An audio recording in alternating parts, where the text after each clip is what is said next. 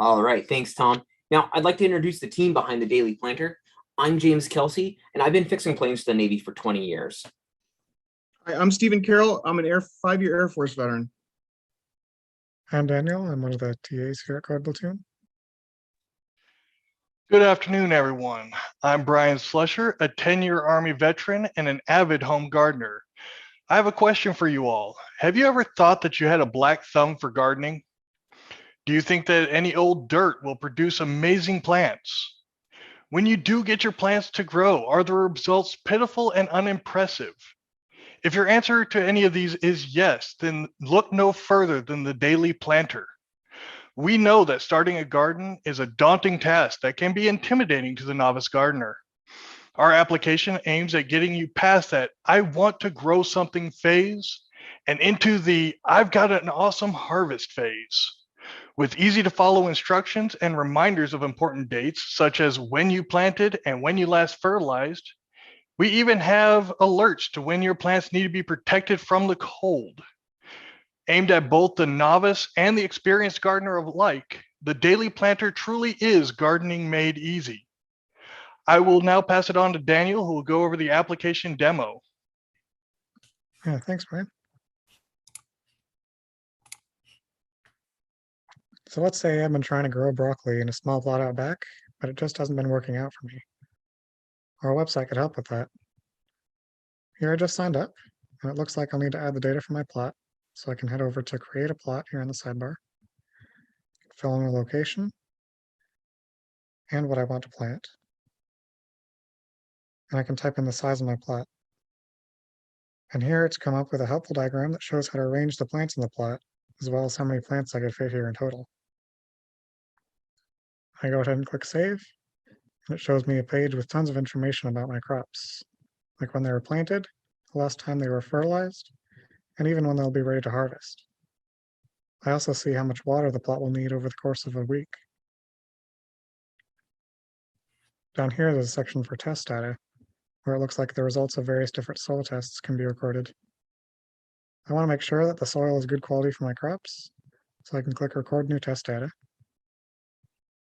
Even if I've never done a soil test before, I can read through this tutorial, where it shows step-by-step instructions on how to take a soil sample, as well as how to determine how much clay, silt, and sand a soil contains.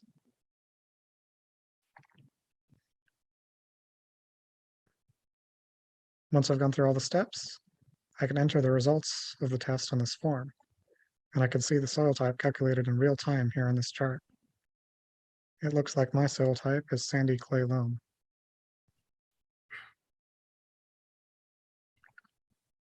Now that I've added all the data for my plot, I can see it here on the dashboard. It shows up with the name, size, and the last time it was fertilized. On the side here, I also see a list of weather alerts for the coming week. Right now, it looks like it's warning of a hard freeze in this area, so I should probably make plans to keep my crops safe from the cold. Say I noticed there was damage to my crops, and I was wondering if it was some kind of pest. I'd go over here to pest search and look up the name of whatever pest I think might be causing the issue. I can see images of what kind of damage the pest would cause and what the pest looks like. If this is the pest that's causing damage, I can also read a quick description here of how to get rid of it.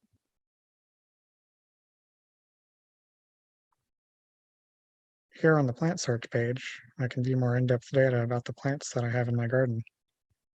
I was planting broccoli, so I can click here and see a description of the plant, as well as some common names, Latin names, and how to get started planting it.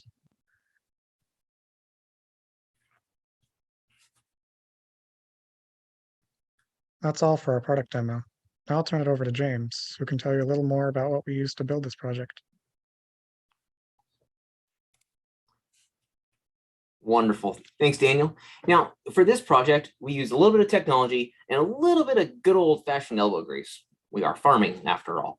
We were able to use the Open Farm community-built database for information about crops, icons, and images of the plants.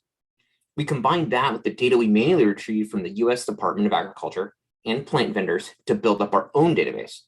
In addition, we used ARC geographical information systems online to build address search and geolocation to provide weather data from the National Oceanic and Atmospheric Administration.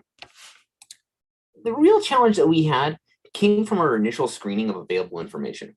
We struggled to find easy to access data, and in the end had to rely on building our own database. Once we had the data, presenting it in easy to use format caused quite a headache. As it turns out, gardeners don't record their findings in a convenient database. They tend to blog or write stories about it instead. We had a resource in mind that turned out to be extremely expensive.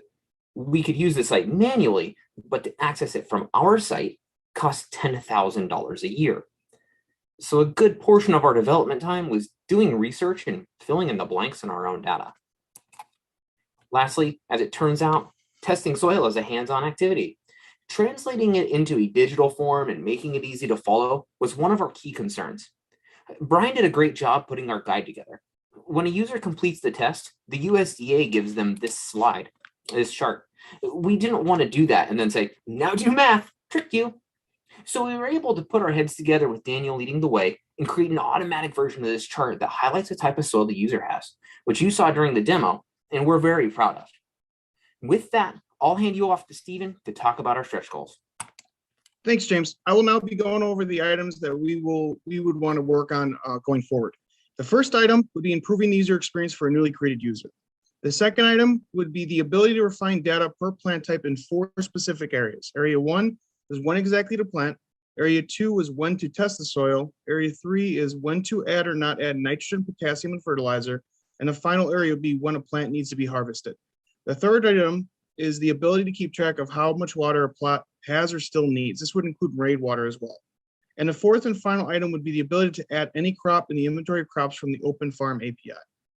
Thank you. That concludes our presentation. Feel free to contact us through email or LinkedIn.